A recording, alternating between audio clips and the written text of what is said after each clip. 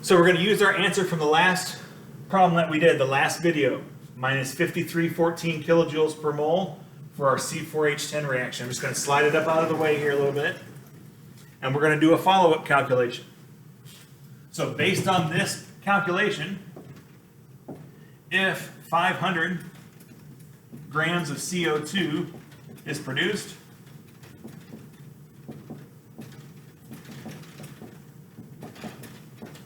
what is the delta H? Notice there's no subscript on here, because now I'm not working with one set of balanced reaction. I have a given amount of one of the products or reactants. In this case, it's a product. So I don't have a delta H of formation or a delta H of reaction right here. It's just enthalpy. What is the bond energy change when 500 grams of CO2 is converted, is produced by this reaction? So we take our 500 grams, and we got to convert it to moles. Remember, our enthalpy, our 5314, works just like another participant in the reaction. So we have to convert what we have to moles so we can use our energy to do another conversion.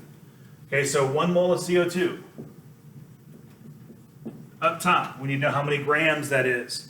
Well, oxygen is, there's 2 oxygens there for carbon dioxide, so that's 32, plus 12 for carbon, 44 grams per mole. So this one is a grams to mole conversion. It's been a while since you saw me write those up there, right? Grams to mole conversion. Well, now I know how many moles of CO2 got produced. And I also know how much energy is released for every 8 moles of CO2. That's my conversion factor. So the next step, moles of CO2, there's 8 moles of CO2 produced for every minus 5314 kilojoules.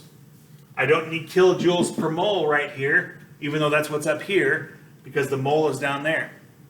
5314 negative kilojoules per 8 moles of CO2. That's 1 mole of balanced reaction, right? That's what this represents. 1 mole of balanced reaction has 8 moles of CO2 in it. So this is still kilojoules per mole. But the moles go away, and I'm left with just energy. So this is where we calculate it. 500 divided by 44 times 5314, don't forget the negative sign, flip the sign, divided by 8. So this releases. The enthalpy change is minus 7548.3.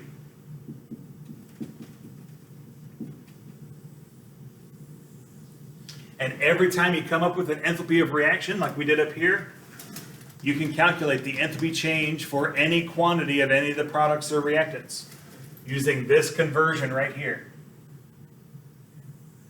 That's the one that involves energy and moles of any of the participants. If we had done this for so much H2O, we'd have had to convert the grams of water to H2O. We'd use this step, but there'd have been 10 H2Os here because there's a 10 in the equation. That's the only thing that really changes. Molar masses and mole numbers, okay? Good luck.